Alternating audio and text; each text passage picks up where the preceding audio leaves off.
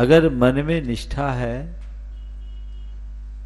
तो फिर कोई बाधा नहीं, और निष्ठा की कमी है तो फिर कभी हमारा कोई भी काम नहीं बन सकता। आज मैं निष्ठा की बात करना चाह रहा हूं। आप लोग बड़ी निष्ठापूर्वक मंदिर का निर्माण कराए। अभिरुचि में रुचि शब्द है, रुचि भी निष्ठा की ही पर्याय, और अभिरुचि यानी पूर्ण रुचि। पूर्ण रुचि यानी पूर्ण निष्ठा। निष्ठापूर्वक आपने मंदिर बनाया और निष्ठापूर्वक ही आज आप उस मंदिर की प्रतिष्ठा करने जा रहे हैं। हमने बाहर तो प्रतिष्ठा कर दी, आवश्यकता भीतर की प्रतिष्ठा की है। हम भीतर किस तरीके से अपने मन मंदिर में भगवान को प्रतिष्ठापित करते हैं, ये हमारी क्रिया पर कम, हमारी निष्ठा पर ज्यादा निर्भर करता है। 4 जगह हमें अपनी निष्ठा को परखना है। आत्मनिष्ठा, धर्मनिष्ठा, संस्कृति निष्ठा और समाज निष्ठा। मेरी आत्मा के प्रति मेरी कैसी निष्ठा है? कुछ लोग होते हैं जो आत्मनिष्ठ होते हैं, और कुछ लोग होते हैं जो बड़े डामाडोल होते हैं। मुझे मेरी आत्मा के प्रति निष्ठा है या नहीं, ये मुझे देखना है। धर्म क्षेत्र में पदार्पण करने वाले प्रत्येक व्यक्ति को इस बात को गहराई से देखना चाहिए। मेरी निष्ठा कैसी है? मेरी आत्मा के प्रति निष्ठा है या नहीं? बोलो, आप लोगों से पूछता हूं, आत्मा के प्रति आपकी कैसी निष्ठा? क्या हो गया? आप तो गुमसुम हो गए। कोई अलग टॉपिक तो शुरू नहीं हो गया आप लोगों? आत्मा के प्रति निष्ठा है कि नहीं, ये तो बोलो, थोड़ा दम से तो बोलो। क्या निष्ठा है?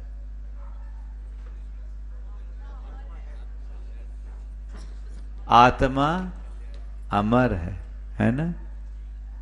आत्मा अविनाशी है। आत्मा का कुछ बनता बिगड़ता नहीं है, वह अजर अमर अविनाशी है। ये आप बोल रहे हो, अंदर से मानने को राजी हो? हाँ, अभी आपके हमारे सामने तो सब में हाँ है। सवाल तो बात का है। मेरे सामने इसमें भी हाँ, उसमें भी हाँ, सब में हाँ। अगर ये बात मानते हो तो थोड़ा बहुत ऊपर नीचे कुछ होता है तो आप में हलचल क्यों होती है? आत्मनिष्ठा को 2 अर्थ में लीजिए। पहला अपने आत्मविश्वास, और दूसरा अपने आत्मस्वरूप का विश्वास। लोक में बहुत सारे लोग थोड़ी थोड़ी बातों में अपने आत्मविश्वास को खो देते, यानी खुद पर भरोसा खो देते। एक व्यक्ति है जो कुछ भी काम सामने आता है तो ये रहता है मैं कर लूंगा, और एक व्यक्ति होता है कि कोई भी काम, छोटा सा भी काम आए तो अब कैसे होगा। जो जिसके मन में आत्मविश्वास होता है वो कठिन से कठिन काम को भी सरलता से कर लेता, और जिसका आत्मविश्वास, आत्मनिष्ठा कमजोर होती है, वो साधारण काम में भी बोल जाता है। 2 तरह की प्रतिक्रिया। कोई काम आया कैसे होगा, और काम आया कैसे करना है। कैसे होगा वो घबराएगा, कैसे करना है वो लग जाएगा, है ना। कैसे होगा ये मत सोचो, कैसे करना है ये सोचो।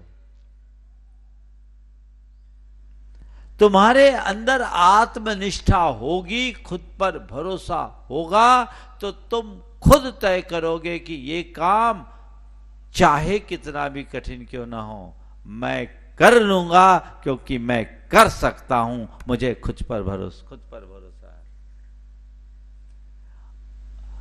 उसकी सोच सकारात्मक होती है। बिना आत्मनिष्ठा के हम सकारात्मकता को विकसित नहीं कर सकते। कोई भी काम करे निष्ठा पूर्वक करे, आत्मनिष्ठ बने, अपने आप पर भरोसा रखे, ये व्यवहार की आत्मनिष्ठा है, जिसे आज के समय में आप लोग कॉन्फिडेंस शब्द से जानते हो।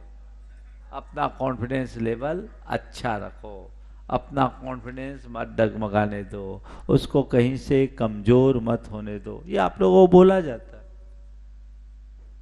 उसको बढ़ाओ। कोई हमें मोटिवेट करता है, थोड़ी बहुत बातें आती तो आ जाता है, ठीक है ऐसा मैं कर लूंगा, ऐसा हम कर लेंगे, ऐसा हम कर लेंगे। लेकिन मैं आपसे कहता हूं, इससे गहरी बात है आत्म तत्व के प्रति निष्ठा की। मैं एक शुद्ध आत्मा हूं, ज्ञाता दृष्टा चैतन्य आत्मा मेरा स्वरूप है, ये विश्वास है। मैं सुख स्वरूप हूं, मैं चैतन्य स्वरूप हूं, मैं आनंद स्वरूप हूं, मैं अजर अमर अविनाशी हूं। संसार में चाहे कितना भी उथल पुथल क्यों ना हो जाए, मेरा एक प्रदेश भी इधर से उधर नहीं हो सकता। है ऐसा विश्वास? बोलो। सब डगमगा जाते हैं। अभी 3 दिन पहले एक बहन जी आई, ब्लड कैंसर से ग्रसित, ज्यादा उम्र नहीं, उनके साथ उनकी मां भी थी। मैं देख रहा था कि उस बहन जी से ज्यादा उनकी मां घबराई भी थी। महाराज क्या होगा, छोटे छोटे बच्चे, उनका क्या होगा। हमने कहा हद हो गई, बच्चों का क्या होगा ये सोच रहे, इसका क्या होगा ये क्यों नहीं सोच रहे।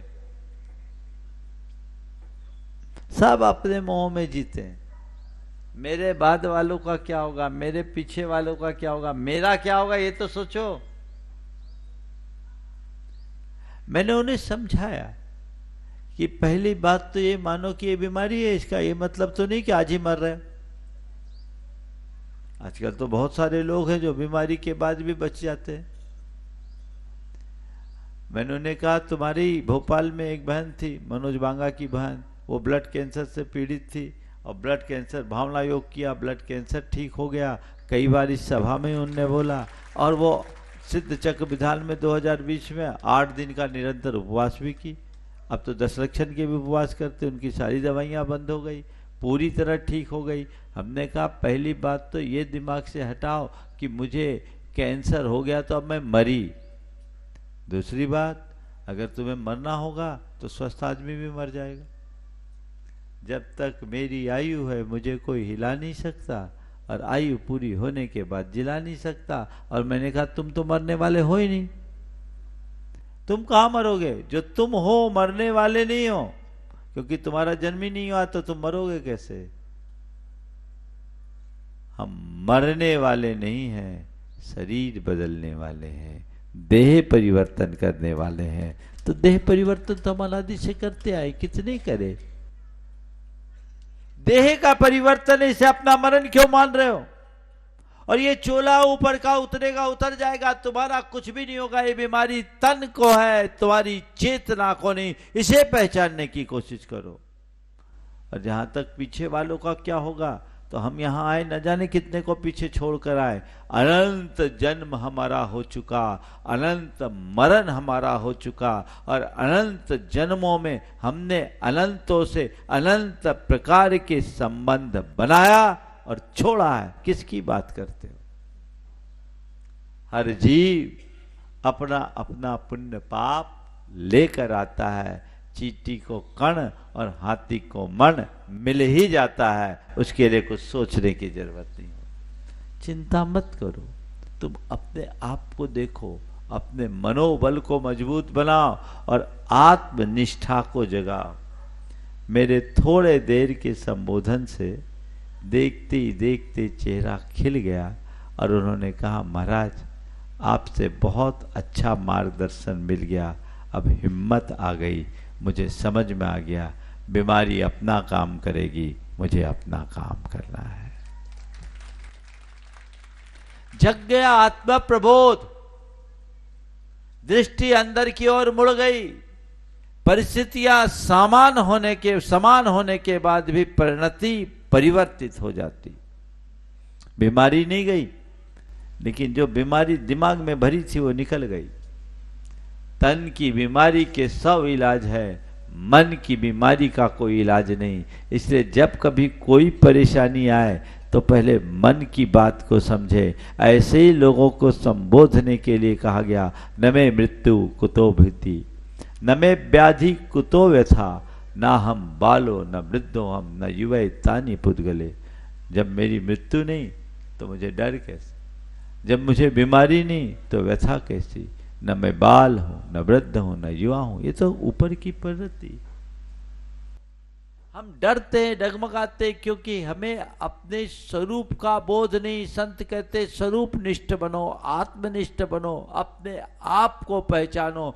जिस पल तुम अपने आत्म तत्व को पहचान लोगे, तुम्हारा सारा व्यामोह खत्म हो जाएगा, तुम्हारा मोह मिट जाएगा, और मोह के मिटते ही तुम्हारा सारा दुख और द्वंद दूर हो जाएगा। चाहते हो कि नहीं?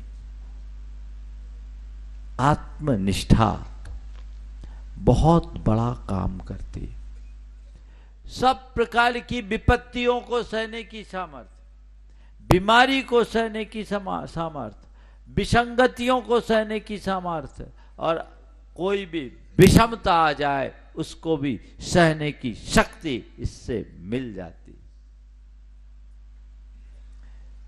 आज से 3 साल पहले एक युवा, उसे एक गंभीर बीमारी हो, 42 साल का युवा, गंभीर बीमारी, लंबे चौड़े कारोबार का शिकार। बीमारी के सिम्टम्स को देख करके उसे लगा कि अब मैं ज़्यादा जीऊंगा नहीं। उसने हमारे शंका समाधान में एक सवाल किया कि महाराज जी, अचानक ऐसी कोई बीमारी किसी को हो जाए, मन में बड़ा डर लगता है, चिंता होती है कि मेरे बाद क्या होगा, क्या होगा, मुझे कुछ हो गया तो औरों को क्या होगा। महाराज जी, इस डर से कैसे निकले? मैंने कहा, भैया अपने आप को जान लोगे तो डर खत्म हो जाएगा। तुम कह रहे हो मुझे कुछ हो गया तो क्या होगा, तुम्हारा ये भ्रम है कि मुझे कुछ हो गया, तुम्हें तो कुछ हुआ ही नहीं, ना कभी हो सकता है। ये अटल सत्य है, इसे पहचानने की कोशिश करो। तुम अपने आप को जो मान रहे हो तुम हो ही नहीं। बोलो मोदी जी, क्या हो? विमल मोदी, बोलो कौन है ये विमल? अभी तो मोदी राज है। क्या है? तुम हो कौन ये तो जानो, इसने मान लिया है। सबसे बड़ी विडंबना हमारी ये है कि हम अपनी काल्पनिक छवि को असली छवि मानने का भ्रम पाल लेते हैं, और यही भ्रम हमें उलझाता है, दुखी बनाता है। आपने अपने आप को जो मान रखा वो आप हो कहां? बोलो, क्या मानते हैं अपने आप को? सब अपना अपना नाम ले आओगे। जो तुमने अपने एक कल्पित पर्सनालिटी बना रखी है, जिस तरह की इमेज गढ़ रखी है अपने आप को, वो मानते हो और उसी को मेंटेन करने की कोशिश में लगे रहते हो, जो तुम्हारे हाथ में नहीं है। एक श्वास पर भी तुम्हारा अपना नियंत्रण नहीं, किसे अपना मानते हो? कोई भरोसा नहीं कि अभी मैं बोल रहा हूं, अगली सांस मेरी आ सके, अगला वाक्य मैं बोल सकूं, अगला वाक्य तो बहुत दूर की बात है, अगला शब्द बोल सकूं, ये भी मेरे हाथ में नहीं है। क्या तो मैं हूं कौन, मेरा है क्या, इसे तो जानने की कोशिश करो। ये कल्पना में उलझ करके रहोगे तो उलझे ही रहोगे, स्वरूप को समझोगे सुलझ जाओगे। यथार्थ को जानो, जीवन की वास्तविकता को समझो, पहचानो, दुख दूर हो जाएगा। मैंने उससे कहा कि तुम ये क्या मान रहे हो, ये सब जिस चीजों को तुमने अपना मान रखा वो तुम्हारा है ही नहीं। तुम सोचते हो मैं ये हूं, मेरा ये परिवार है, मेरा ये व्यापार है, मेरा ये कारोबार है, इन सब का क्या होगा। तो तुम तो केवल एक चेतन आत्मा हो, न शरीर तुम्हारा है, न संपत्ति तुम्हारी है, न संबंधी तुम्हारे है ही नहीं। ये बाहर के संयोग है, इनका वही होगा जो होना होगा। न तुम्हारा कुछ बिगड़ेगा न इनका कुछ बिगड़ेगा। जो कुछ भी परिवर्तित होगा ऊपर का संयोग होगा, तुम नहीं होगे, तुम्हारा नहीं होगा। ये विश्वास जिसके मन में आ गया वो कभी दुखी होगा क्या? बोलो, अंदर ये विश्वास जगाइए। यही एक सहारा है जो हमें तारता है, जीवन का सत्य है। लोगों को केवल ये लगता है कि हमें कोई मंत्र मिल जाए, कोई तंत्र मिल जाए, कोई ताबीज मिल जाए, कोई टोटका हो जाए तो हमारा दुख दूर हो जाए। इनसे होना होता तो अभी तक तो संसार सुखी हो गया होता। वस्तु स्वरूप को जब तक आप स्वीकार नहीं करते तब तक जीवन का उद्धार असंभव है।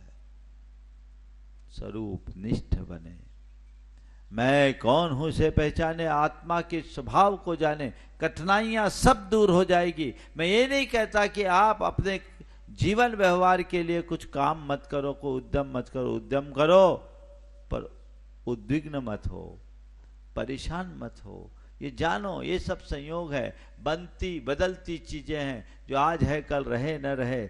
मुझे घबराना नहीं है, संयोगों को मैनेज करना है, जितना मैनेज हो सके सो हो जाए, नहीं तो उसे एक्सेप्ट करना है। ये बात केवल और केवल बाहर की बात है, भीतर इसमें कुछ भी नहीं होना। यही तो समझ अपने अंतरंग में विकसित करनी है, और ये विकसित हो गई तो जीवन में कभी दुख नहीं होगा।